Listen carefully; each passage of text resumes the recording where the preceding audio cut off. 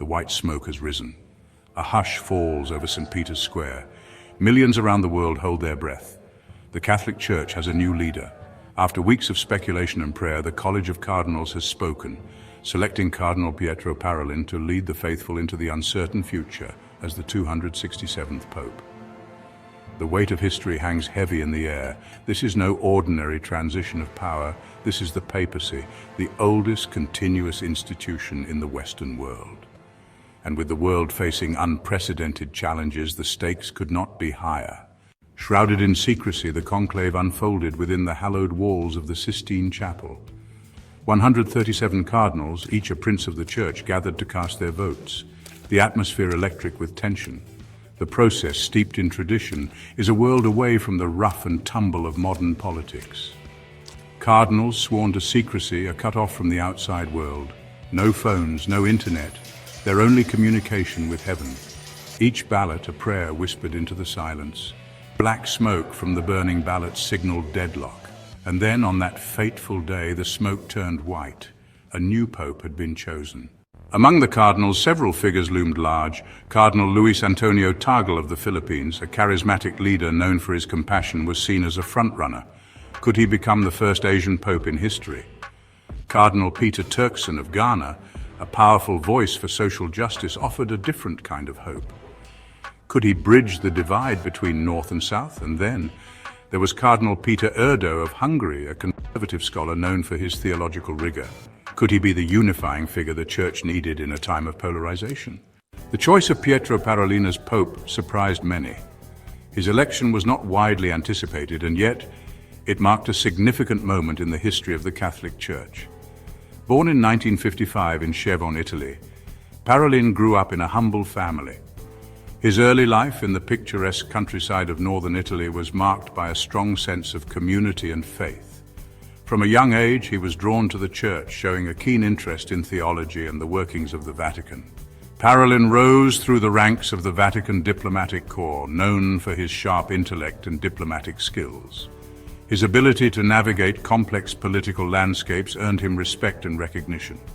He served as the Vatican's foreign minister under Pope Benedict XVI and Pope Francis, playing a key role in negotiations with China and the Iran nuclear deal. His work often took him to the heart of international conflicts, where he sought to build bridges and foster dialogue.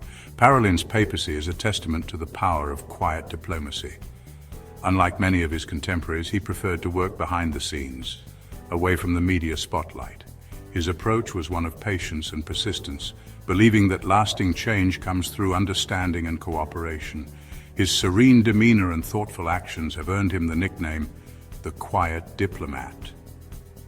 While other cardinals courted the media, Parolin worked tirelessly behind the scenes. He built bridges and fostered dialogue, often in the most challenging of circumstances. His efforts were not always visible to the public, but they were crucial in shaping the Church's approach to modern issues. His ability to listen and empathize made him a trusted advisor and a respected leader. He is a man of deep faith, but also a pragmatist, aware of the challenges facing the Church in the 21st century. Parolin understands that the Church must evolve to remain relevant in a rapidly changing world. His papacy is marked by a commitment to addressing contemporary issues, from social justice to environmental concerns. He seeks to guide the Church with a steady hand, balancing tradition with the need for progress. In every action, he embodies the principles of humility, service, and dedication to the greater good. The world reacts, a chorus of congratulations and concerns. News of Parolin's election sent shockwaves around the world. World leaders were quick to offer their congratulations.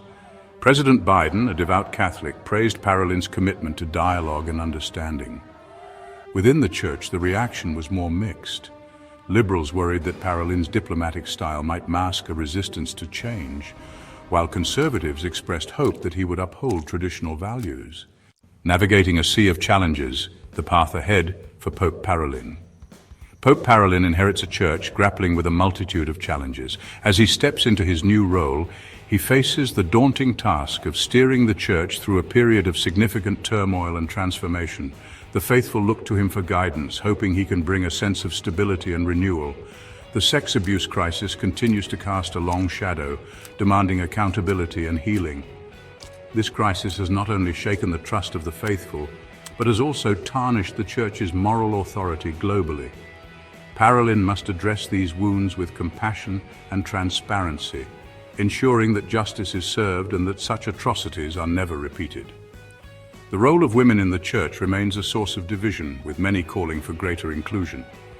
Women have long been the backbone of the Church's community life, yet their roles in leadership and decision-making remain limited. Parolin faces the challenge of balancing tradition with the growing calls for gender equality, a task that requires both sensitivity and boldness. And the rise of secularism, particularly in the West, poses a fundamental challenge to the Church's relevance in the modern world. As more people, especially the younger generation, drift away from religious practices, Parolin must find innovative ways to engage with them. This involves not only modernizing the Church's approach, but also addressing the existential questions that resonate with today's society. Parolin's diplomatic skills will be tested as he seeks to navigate these turbulent waters. His experience in international relations will be crucial as he engages with both religious and secular leaders worldwide. Building alliances, fostering dialogue, and promoting peace are all part of his mission to strengthen the Church's global presence. Can he be a bridge builder, uniting a Church divided? The divisions within the Church, whether ideological, cultural, or theological, require a leader who can listen, empathize, and mediate. Parolin's ability to bring together disparate factions will be a testament to his leadership and vision for a more cohesive Church. Can he be a reformer, addressing the institutional failures that have shaken the faith of millions? Only time will tell. The path ahead is fraught with challenges, but it is also filled with opportunities for renewal and growth. As Pope Parolin embarks on this journey, the world watches with hope and anticipation, eager to see how he will shape the future of the Church. The weight of tradition, the winds of change. The Catholic Church is an ancient institution steeped in tradition, yet it has also shown a remarkable ability to adapt to changing times. The Second Vatican Council, convened in the 1960s, ushered in an era of reform, opening the Church to the modern world. Pope Parolin faces a similar moment of reckoning. Will he embrace the winds of change, or will he cling to the familiar shores of tradition?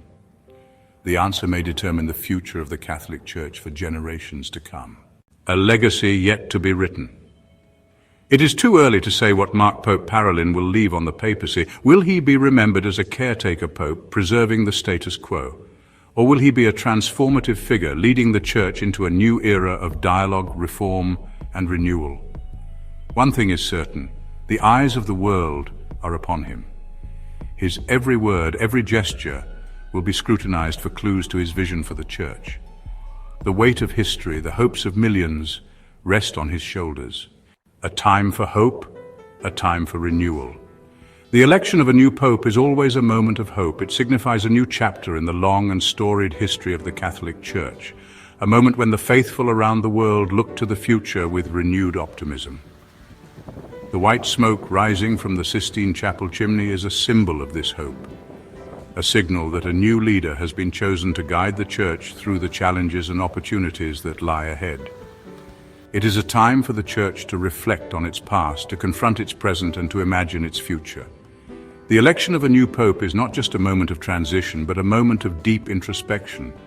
The Church must look back at its rich history, learn from its triumphs and its mistakes, and use that knowledge to navigate the complexities of the modern world. The Vatican archives, filled with centuries of documents and records, serve as a testament to the Church's enduring legacy and its ongoing mission. It is a time for healing, for reconciliation, for a renewed commitment to the gospel message of love, compassion, and justice. The new pope must reach out to the faithful, to those who have felt marginalized or disillusioned, and bring them back into the fold. The image of the Pope embracing a child in St. Peter's Square is a powerful reminder of the Church's mission to care for the most vulnerable among us. It is a call to action for all members of the Church to live out the values of the gospel in their daily lives. Pope Parolin's election comes at a time of great uncertainty and division, both within the Church and in the world at large. The challenges facing the Church are immense, from internal divisions and scandals to external pressures and societal changes. Yet in the midst of this turmoil, there is also a sense of hope and possibility. The new Pope has the opportunity to bring about meaningful change, to address the issues that have plagued the Church, and to lead it into a new era of unity and purpose. Yet it also comes at a time of tremendous opportunity. The world is looking to the Church for moral leadership, for guidance on issues of justice, peace, and human dignity.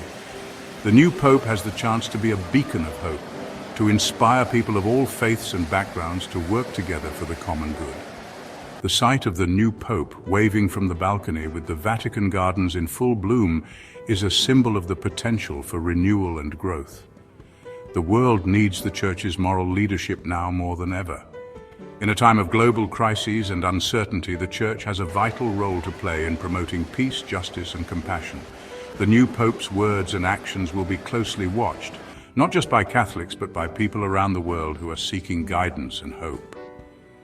The grandeur of Vatican City serves as a reminder of the Church's enduring presence and its potential to make a positive impact on the world. Will Pope Parolin rise to the challenge? The expectations are high and the road ahead will not be easy. But with faith, courage, and a commitment to the values of the Gospel, the new Pope has the potential to lead the Church through these challenging times and into a future filled with hope and possibility. The image of Pope Parolin in thoughtful contemplation is a reminder of the weight of the responsibility he carries and the importance of his role in shaping the future of the Church. The answer, as they say, is blowing in the wind. The future is uncertain and much will depend on the choices and actions of the new Pope. But with hope, faith, and a commitment to the values of the Gospel, there is the potential for a new era of renewal and growth for the Church. The wind blowing through the Vatican flags is a symbol of the change that is in the air and the promise of a brighter future for all. Please subscribe to our channel History Documentary Hub for more insightful videos and intriguing content.